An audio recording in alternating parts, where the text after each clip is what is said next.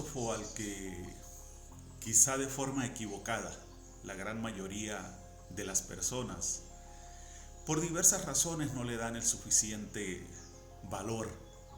Eh, no solamente dentro del ámbito de la filosofía en sí misma, sino también en los grandes aportes que hizo, esto reconocido al mismo tiempo por los grandes filósofos de la posteridad al desarrollo de la ciencia.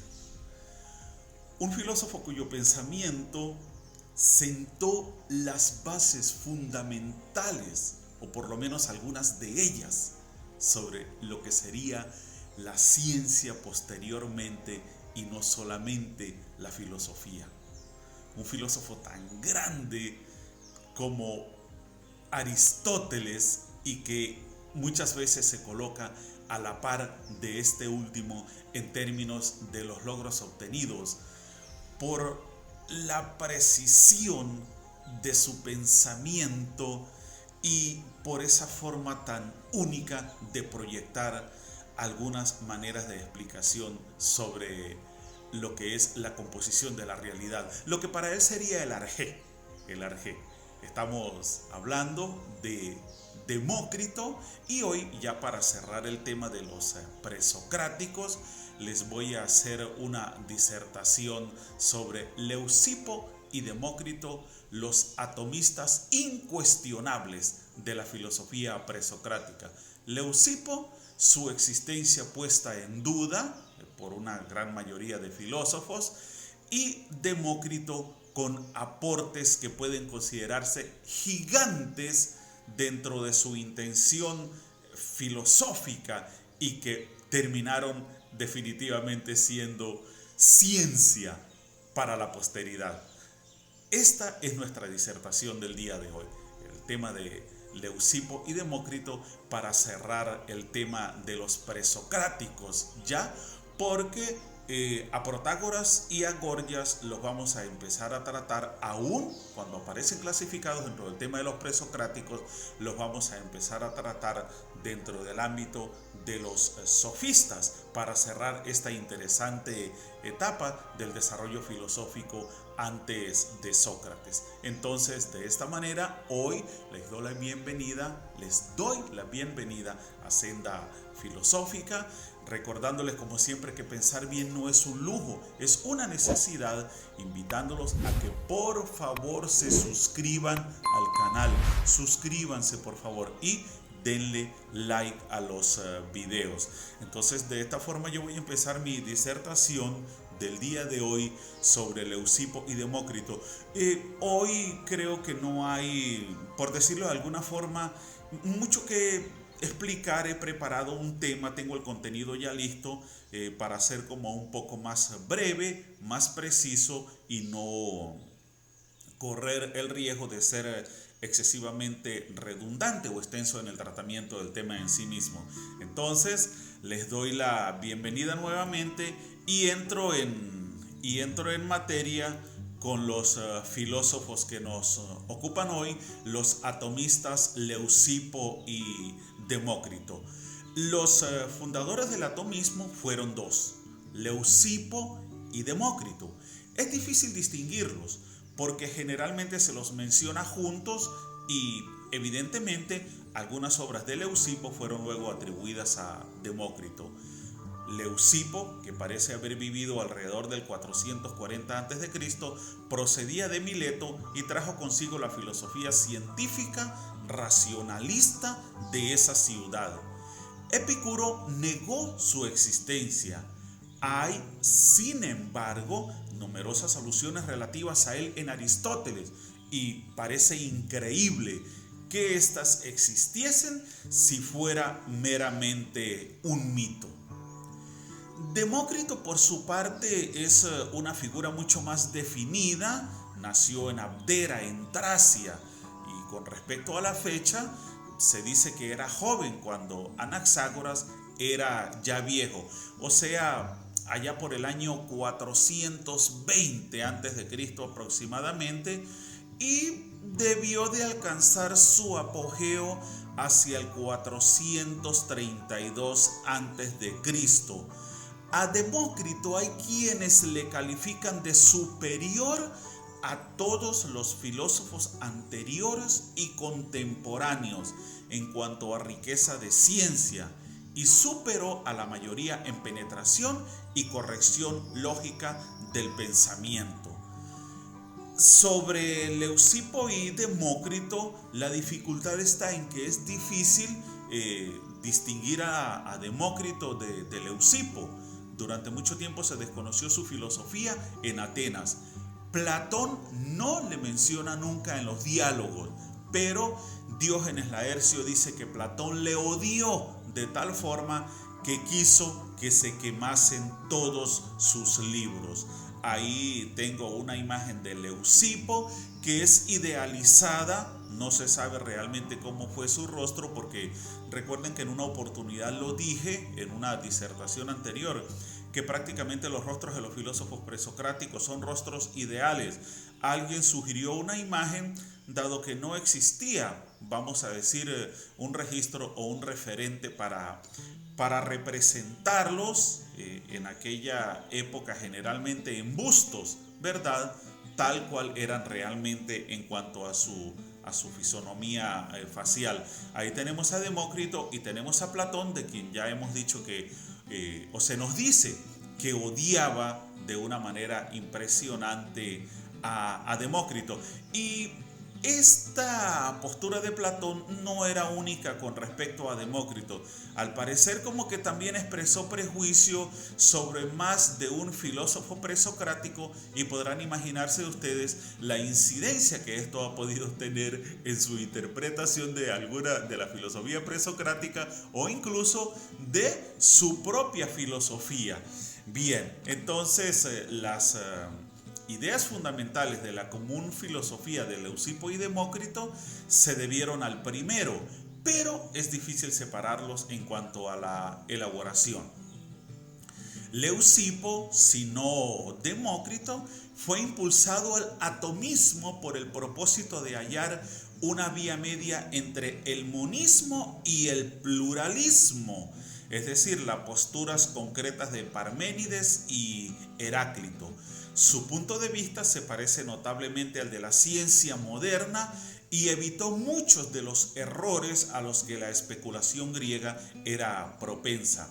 Creía que todo se compone de átomos que físicamente, pero no geométricamente, son indivisibles, que entre los átomos existe un espacio vacío, que son indestructibles, que siempre han estado y estarán en movimiento, que existe un número infinito de átomos e incluso de clases de átomos, y que las diferencias se refieren a la forma y al tamaño. Acá debo hacer un alto porque este es quizá el punto, o no, quizá no, este es con toda seguridad el tema fundamental de la filosofía de Leucipo y Demócrito, el tema de los átomos como elementos indivisibles y de gran variedad constitutivos de la realidad. Y nosotros sabemos lo que hoy en día significa el átomo para el desarrollo científico y ciertamente como elemento constitutivo de toda la realidad universal. Los átomos estaban siempre en movimiento, pero hay razones para creer que el peso no era propiedad original de los átomos de Leucipo y Demócrito. Más probable parece que, según ellos, los átomos se movían al azar, como en la moderna teoría cinética de los gases. Demócrito dijo que no existía ni arriba ni abajo en el vacío infinito, y comparó el movimiento de los átomos del alma con el de las partículas de un rayo de sol cuando no hay viento. Como resultado de colisiones, representa un adelanto a explicar los vórtices mecánicamente y no como resultado de una acción del espíritu. Acá hay algo en lo que me voy a adelantar un poco, que lo vamos a encontrar posteriormente, y es que uno de los grandes logros, uno de los logros gigantes de Leucipo y Demócrito fue no desarrollar o pensar o argumentar la presencia de los átomos partiendo de una idea originaria o de una causa originaria, ni asignándoles tampoco un propósito determinado, un fin específico, sino que hay una visión de carácter estrictamente mecánico y que de alguna forma representa como una interpretación de leyes naturales que rigen sin más el comportamiento de los átomos y que, apoyados en esas leyes u orientados por esas leyes, dan como resultado la realidad en todas sus manifestaciones tal y como nosotros la conocemos. Esto es realmente muy importante y vengo a reforzar acá lo que decía, lo que acabo de expresar. En la antigüedad los atomistas eran, por el contrario, rigurosos deterministas que creían que todo ocurre de acuerdo con las leyes naturales. Ahí está el determinismo y el mecanicismo. Demócrito negaba explícitamente que todo pueda ocurrir por casualidad. Leucipo, aunque es dudosa su existencia, se sabe que dijo una cosa: nada ocurre por nada, sino todo por una razón y por necesidad. Una vez que existió el mundo, su desarrollo ulterior fue fijado inalterablemente por principios mecánicos. Los atomistas eran más científicos que sus críticos.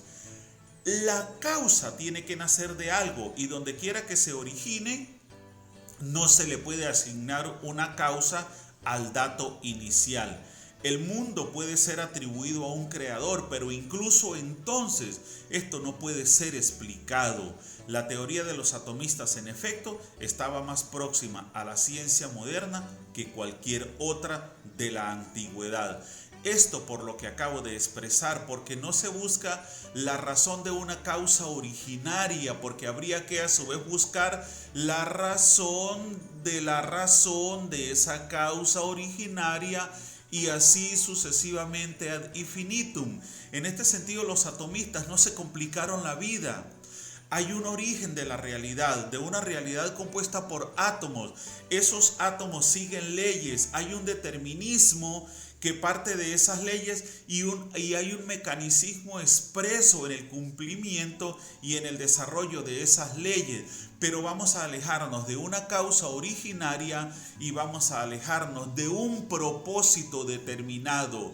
Dejemos todo enmarcado dentro de la ley natural, dentro del determinismo, dentro del mecanicismo. Y es por ello que acá se nos dice que particularmente Leucipo y Demócrito fueron más científicos que nadie, porque de alguna manera vamos a decir que deshojaron o desprendieron su teoría o su propuesta filosófica de esta necesidad de buscar una causa y una causa de una causa y así sucesivamente, o de asignarle un propósito muy específico o un fin a los elementos constitutivos de la realidad.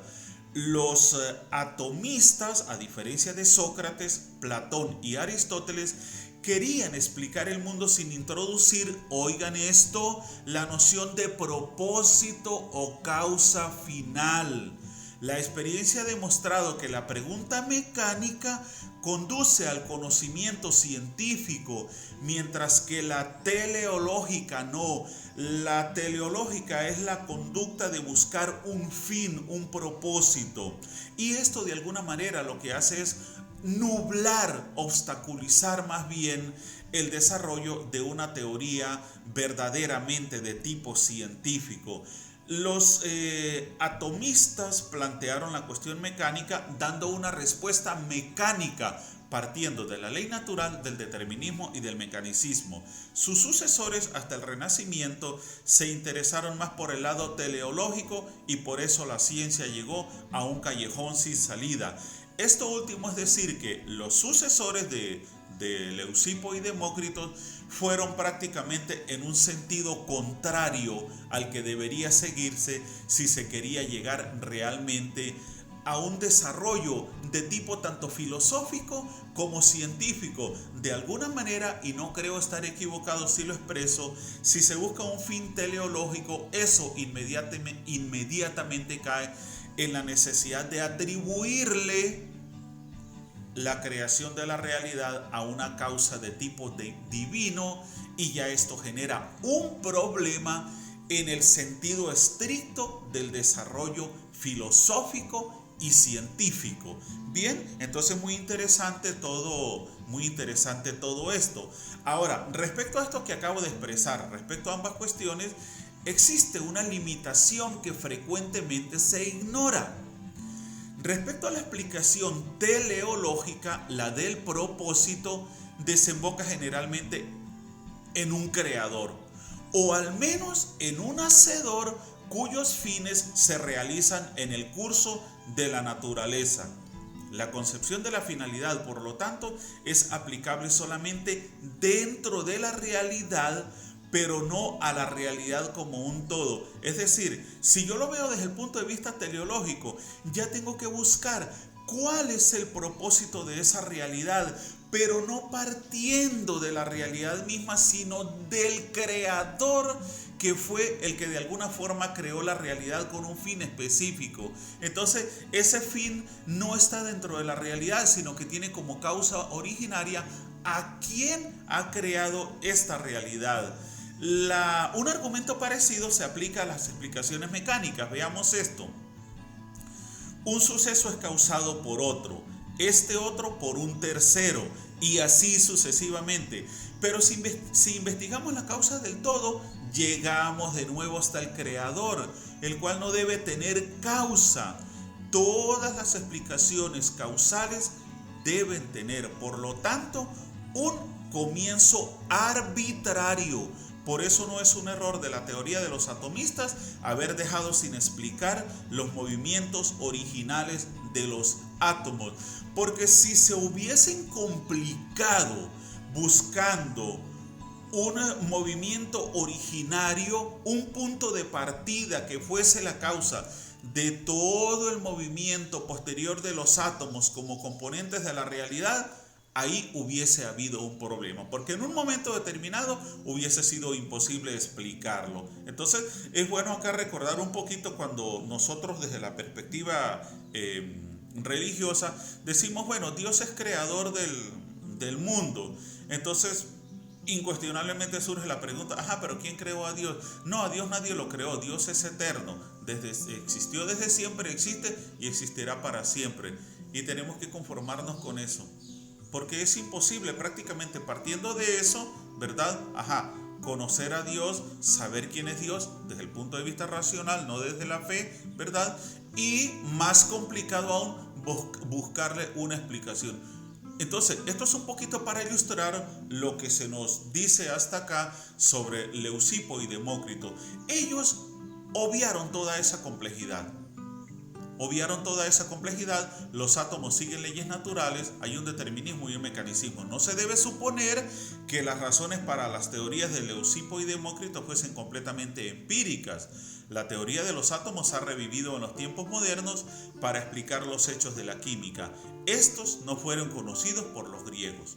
No hubo una distinción clara en los tiempos antiguos entre la observación empírica y el argumento lógico. ¿Por qué? Porque recordemos que en la época de la Grecia antigua, la ciencia pues estaba prácticamente, era un embrión, vamos a explicarlo de esa manera. Estaba, como diríamos nosotros acá, excesivamente cruda. Todo era así como una especulación, se partía del empirismo, como se dice ahí, pero también se trataba de desarrollar un pensamiento lógico que no siempre era tan lógico, pero esto pues se iría descubriendo posteriormente, poco a poco, se iría perfeccionando y se iría llegando a conclusiones mucho más precisas. Y bueno, ya vemos lo que tenemos hoy en día en pleno siglo XXI en términos de pleno desarrollo científico. Pero indudablemente lo que constituyó un gran avance de parte de Demócrito, sobre todo, y se dice que apoyado en las ideas de Leucipo como punto de partida, fue esa visión suya como tan natural para buscar un principio de la realidad, un elemento constitutivo sobre el que subyace toda la realidad. Entonces Demócrito se dejó llevar más por una visión natural, determinista y mecanicista. Casualmente dieron los atomistas con la hipótesis cuya comprobación se encontró más de 2000 años después, pero aún sus creencias en aquellos tiempos no carecían de fundamento sólido. Esto lo que quiere decir concretamente es que aun cuando no había cómo comprobar lo que Leucipo y Demócrito planteaban sobre la composición de la realidad partiendo de la idea de los átomos, estaban en lo cierto. Y se comprobó 2000 años después. Ellos no tenían cómo comprobarlo. Era una forma de pensamiento lógico para ellos, era una consecuencia de su relación con la realidad, pero el tiempo se encargó a través del mismo desarrollo científico de demostrar que Leucipo y Demócrito, en la forma como plantearon la composición de la realidad, definitivamente tenían razón. Como los otros filósofos de su época, Leucipo se preocupó de encontrar una manera de conciliar los argumentos de Parménides con el hecho evidente del movimiento y del cambio. Recordemos Parménides el uno, Heráclito la pluralidad. Leucipo, sin embargo, creía tener una teoría que armonizaba con la percepción de los sentidos y que no abolía ni lo que iba a ser, ni lo pasajero o el movimiento y la multiplicidad de las cosas. Hizo estas concesiones a los hechos de la percepción. Por otro lado, concedió a los monistas que no podía haber movimiento sin vacío. Esto es muy interesante porque Leucipo trató de generar esa conciliación entre dos teorías totalmente opuestas. Y recordemos lo que trató de hacer posteriormente también Platón con el mundo de las ideas y nuestro mundo sensible. Entonces, yo he mencionado en varias oportunidades el hecho de que hay como una especie de recurrencia con visiones distintas en algunas interpretaciones de la filosofía presocrática. Incluso esto es expresión de esa incidencia del pensamiento presocrático en la posteridad del pensamiento filosófico clásico. El resultado, volviendo otra vez a Leucipo, es la siguiente teoría. El vacío es un no ser y ninguna parte de lo que es un no ser, porque lo que es en el sentido estricto del término es un pleno absoluto. Este trabalenguas, que ya, permítanme la expresión, que ya lo hemos explicado anteriormente, es lo que es y lo que no es, no es. Pero no se puede caer en la contradicción de decir que el ser puede llegar a ser el no ser o que el no ser puede llegar a ser el ser. Porque sería totalmente contradictorio. ¿Por qué? Porque una cosa no puede ser dos a la vez. O es una o es la otra. Incluso no puede ser una tercera. Ahí no hay más para dónde agarrar. Y recordemos que este fue uno de los grandes aportes de la filosofía presocrática. Del genuinamente uno, por otro lado, nunca podía formarse una multiplicidad. Ni de la genuina multiplicidad podía salir lo uno. Es imposible. Sin embargo, los griegos creían que se debe aceptar el universo incambiable de Parménides o de otro modo admitir el vacío. Y fíjense ustedes acá cómo Leucipo trata de una manera tan magistral de darle una explicación o una justificación al uno de Parménides y a la pluralidad de Heráclito. Y ese fue uno de los grandes intentos de Leucipo. Ahora, ¿qué pasa con Demócrito? Demócrito es un filósofo que sigue causando una admiración impresionante hoy en día y para mí también, junto con Heráclito, es uno de los verdaderos gigantes de la filosofía presocrática. Demócrito es tema de tratamiento constante y se pasea como imagen y como referente a sus anchas por los pasillos del desarrollo científico. Y ya vamos a encontrar acá un poquito sus magistrales ideas y de qué manera tan increíble logró prefigurar comportamientos de la realidad, del universo como totalidad, que hoy en día han sido comprobados por la ciencia y que se dan como ciertos de forma incuestionable. Y acá me voy a permitir un momentico hablar sobre cómo filósofos tan gigantes como Nietzsche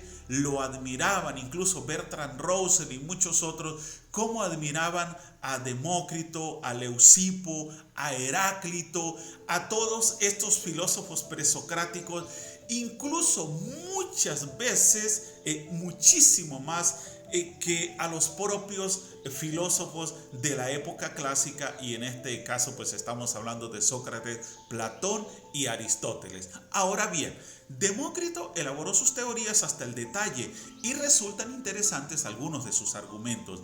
Cada átomo, dijo, es impenetrable e indivisible porque no contiene vacío. Cuando se usa un cuchillo para cortar una manzana, este ha de buscar lugares vacíos donde pueda penetrar. Si la manzana no tuviese ningún vacío, sería infinitamente dura y por lo tanto físicamente indivisible. Fíjense qué genial esta lógica de Demócrito. Cada átomo es interiormente invariable y de hecho una unidad parmenidiana. Es decir, para Demócrito, el átomo es la representación más perfecta del uno de Parménides. Así se expresa, ¿no? Lo único que hacen los átomos es moverse y chocar y algunas veces combinarse cuando casualmente tienen formas que pueden ajustarse. Existen toda clase de formas.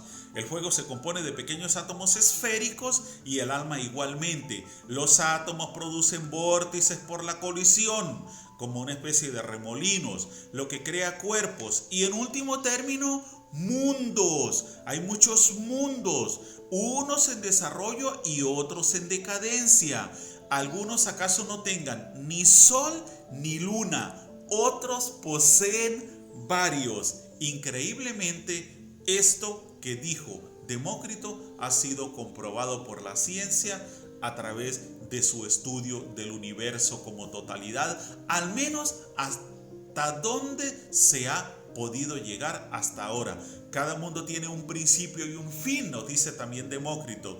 Puede ser destruido por colisión con otro mayor, y eso sabemos que es más cierto que cualquier otra cosa. Recordemos de hecho la teoría sobre cómo se formó la luna, que se dice que un cuerpo de grandes dimensiones, chocó contra la Tierra y que dejó un círculo de restos, orbitando alrededor de la Tierra, y que de esos restos de piedra, de materiales que se fueron juntando por efecto de la gravedad, se formó la luna que quedó orbitando alrededor de nuestro planeta. Ahora, atentos a esto, ideas de Demócrito muy concretas. La vida se originó del cieno primigenio. En todas las partes de un cuerpo viviente hay un fuego, pero principalmente en el cerebro o en el pecho. El pensamiento es una clase de movimiento y así puede causar el movimiento en otra parte. La percepción y el pensamiento son procesos físicos. Hay dos clases de percepción, una de los sentidos y otra de la inteligencia. Estas últimas dependen solamente de cosas percibidas, mientras que las primeras dependen también de nuestros sentidos y por lo tanto pueden ser erróneas. Acá nos encontramos nuevamente con la idea de que no hay que confiar en los sentidos, sino en la razón. Esto fue una idea muy recurrente en la filosofía presocrática y Demócrito lo planteó a su manera también, pero en esencia la idea es la misma. Los sentidos no son confiables, hay que valerse de la razón. Recordemos a Parménides con esta idea tan genial y recordemos a Heráclito también, ¿no? Súper increíble de verdad. Como Locke, Demócrito sostuvo que el calor, el gusto y el color no residen en el objeto, sino que son debidos a nuestros órganos del sentido, mientras que el peso, la densidad y la solidez están verdaderamente en el objeto. Acá, de una manera increíblemente adelantada, recordemos a Locke, el gran empirista Locke, muchos siglos después, de una manera muy adelantada, nos habla Demócrito de características que son propias de los elementos y de características que no le son propias, sino que le son ajenas. Entonces, esto también es como una forma de adelanto, ¿verdad?, a un pensamiento desarrollado posteriormente. Y todo lo expresado anteriormente, donde se nos habla incluso del pensamiento como un proceso físico, nos dice lo siguiente: Demócrito era un perfecto materialista. Para él, como hemos visto, el alma se componía de átomos y el pensamiento era un proceso físico. No había finalidad en el universo, sino únicamente átomos regidos por leyes mecánicas.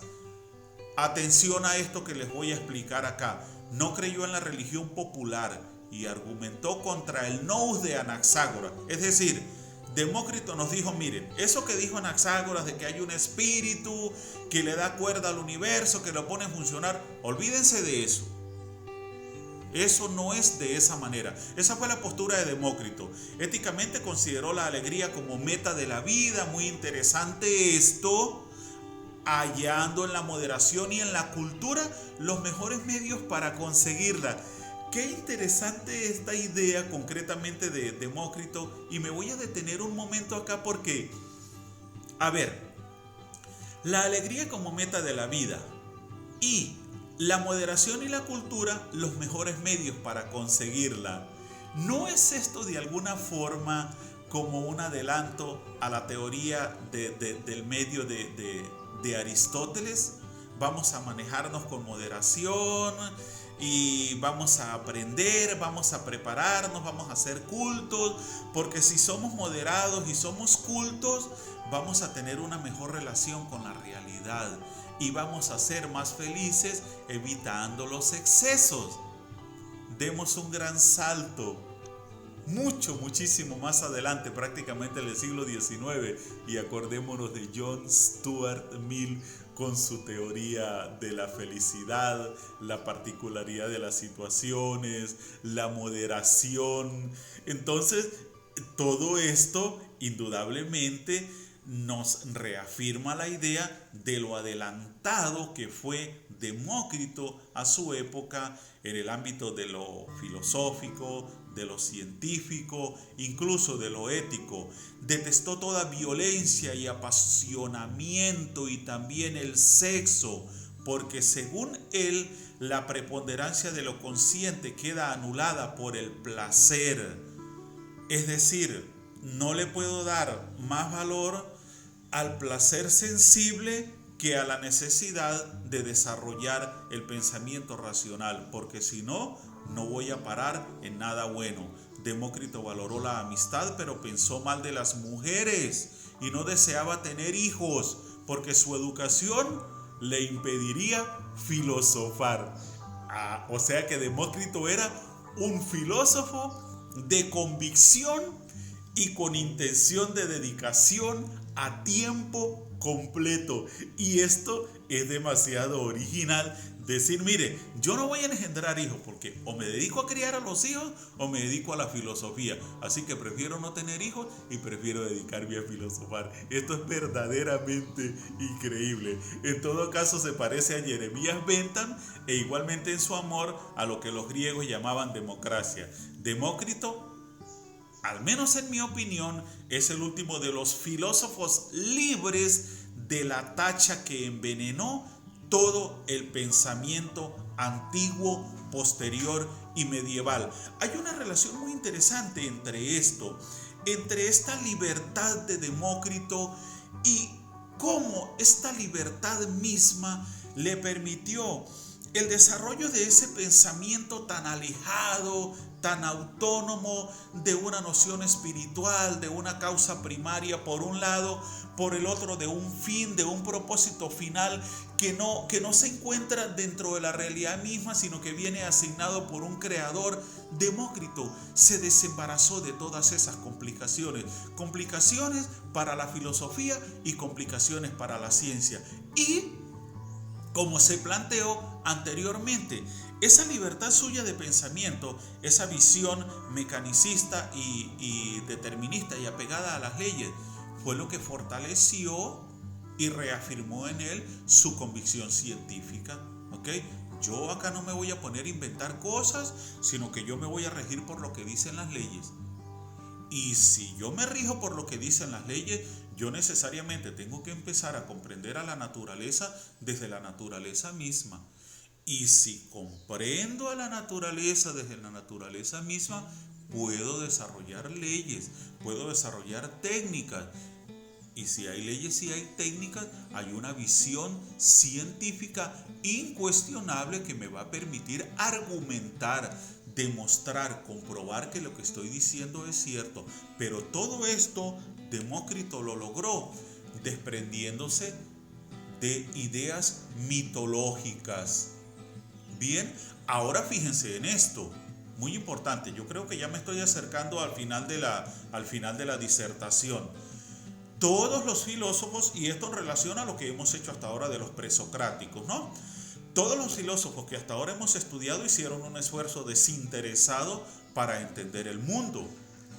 Lo creyeron más fácil de comprender de lo que es, pero sin este optimismo no hubieran tenido el valor de empezar siquiera.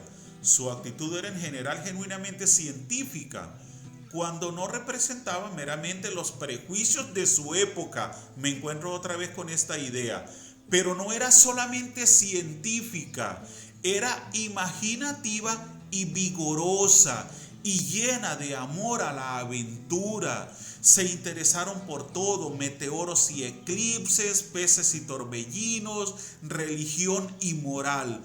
Un intelecto penetrante iba a la par con un ardor infantil. Yo me atrevería acá a hacer como una especie de interpretación en el sentido de decir que la filosofía presocrática gozó como característica fundamental de una enorme curiosidad. Pero aparte de curiosidad, habría en mi forma de verlo lo que Antonio Marina en el siglo XXI nos decía o nos definía como el necesario entusiasmo que debe tener la filosofía y que debe contagiar el entusiasmo, contagiar la alegría por la vida, contagiar el interés por la investigación, por el estudio, por el aprendizaje. Y todo eso tiene un basamento y es la natural curiosidad del ser humano, tal y como nos decía Aristóteles: todo ser humano desea saber. Entonces, quizá los filósofos presocráticos lo expresaron más o con un ahínco muy impresionante, no queriendo decir con esto que en la filosofía clásica no hubo ese entusiasmo, en la helenística, en la posterior cristiana temprana, medieval, renacimiento, modernidad contemporánea. No, en todas las épocas las ha habido, pero de alguna manera lo que favoreció a los filósofos presocráticos fue que llegaron a un mundo que prácticamente estaba inexplorado como objeto del pensamiento filosófico, porque el pensamiento filosófico justamente se empezó a desarrollar con ellos enfrentados a esa realidad de la que formaban parte. Entonces, por eso acá se habla de una actitud infantil, pero se habla también de la aplicación de un intelecto penetrante apoyado en una impresionante curiosidad y desfasado, no vamos a decir desfasado, desligado de visiones divinas, de espiritualidades, de causas primarias o de fines últimos. ¿Qué pasa después que llegamos a este punto de la filosofía presocrática, ya para la época de Leucipo y Demócrito? Se estaba cerrando prácticamente un ciclo. y venían otros no menos interesantes, pero con contextos, con visiones y con intereses totalmente distintas. Presten atención, por favor. De ahora en adelante aparecen los primeros gérmenes de la decadencia, a pesar de la perfección anterior, inigualada, y luego sigue un desmoronamiento paulatino.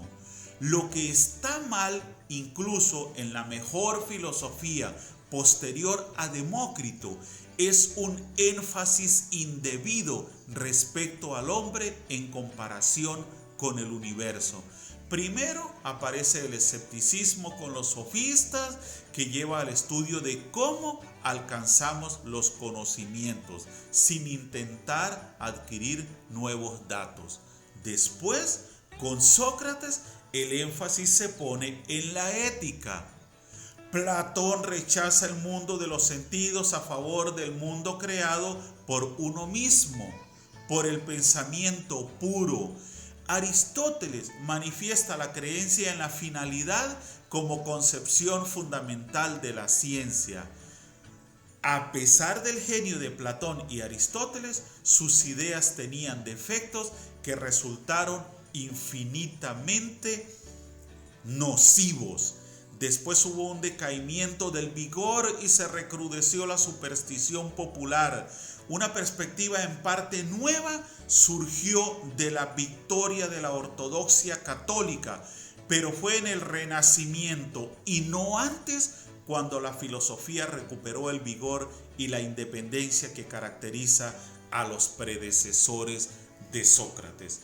Con esto yo estoy llegando al final de mi disertación, pero tranquilos, no puedo dejar esto sin explicación.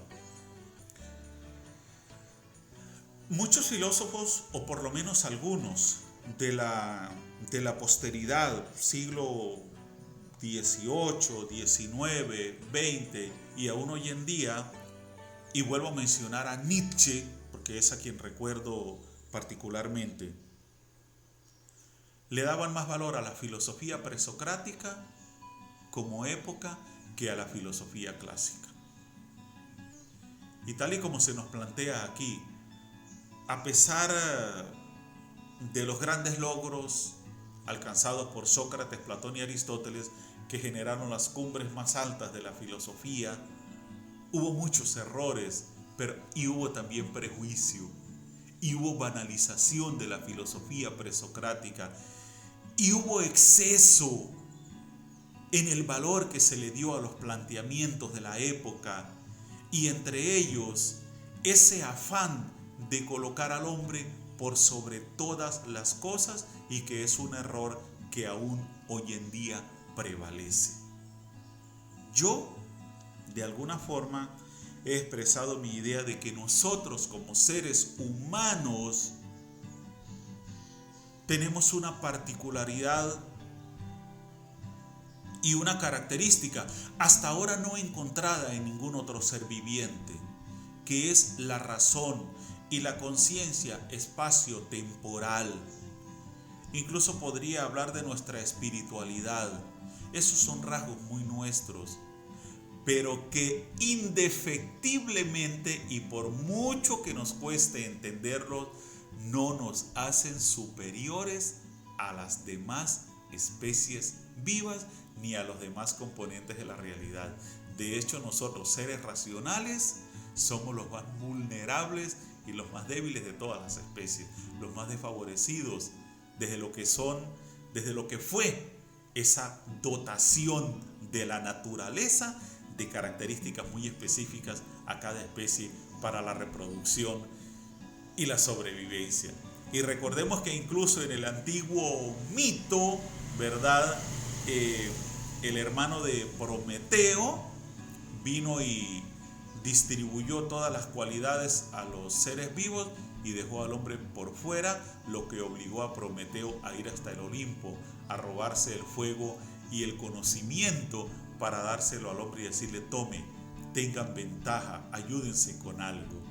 Entonces, esto es muy importante porque cuando algunos filósofos de la posteridad dicen que Sócrates, Platón y Aristóteles, cada uno un poco y a su manera, echaron a perder la filosofía. No me atrevería yo a decir que fue algo intencional, no, porque no lo fue indudablemente. De la misma forma que las equivocaciones de los presocráticos no fueron intencionales. Pero ocurre lo siguiente, hubo excesos. Hubo excesos en ese afán de querer colocar cosas por sobre todo lo demás, y eso no es algo exclusivo de la filosofía. Eso ocurre en la religión, ocurre en la ciencia, ocurre en muchos ámbitos de la vida humana. Y yo voy a dejar hasta acá la disertación con esta idea del cuestionamiento sobre la filosofía clásica, en términos de haber afectado mucho lo que se venía desarrollando de una manera tan magistral desde la filosofía presocrática. Hoy me he apoyado en un contenido súper magistral, ahí está la fuente al final, que es la historia de la filosofía occidental de Bertrand Russell. Y por eso fue que no me extendí tanto en explicaciones, porque la forma como Russell lo plantea, yo creo que es más que suficiente en sí misma para la comprensión del tema que hemos tratado hoy de Leucipo y Demócrito, super magistral, como digo yo siempre. Para la próxima semana voy a hacer el cierre ya de los presocráticos. Hablamos de los presocráticos antes de empezar a detallarlos, a cada uno de ellos. Ahora vamos a hacer un cierre ya como una visión post-disertación, post-estudio, porque he encontrado un material extremadamente interesante.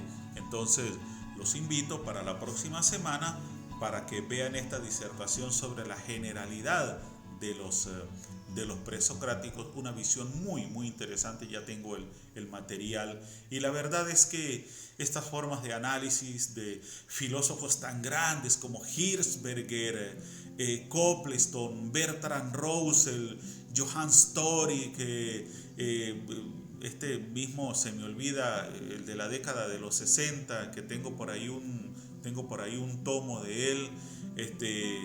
Hay muchos filósofos de la posteridad que en su estudio de la historia de la filosofía, su parte reflexiva es increíble. Y nosotros pues siempre en nuestra necesidad y en nuestro interés de aprender, como decía Nietzsche, si nos apoyamos en buenos árboles, recogemos buena sombra. Por favor, suscríbanse al canal, denle like, vamos a darle continuidad a este proyecto y los espero la próxima semana para el cierre del tema de los presocráticos. Y si ustedes están interesados en ahondar más en el tema de cada uno de los presocráticos tratados, bueno, vayan a Senda Filosófica y vean los videos, las disertaciones de tratamiento individual que se ha hecho sobre cada uno de ellos.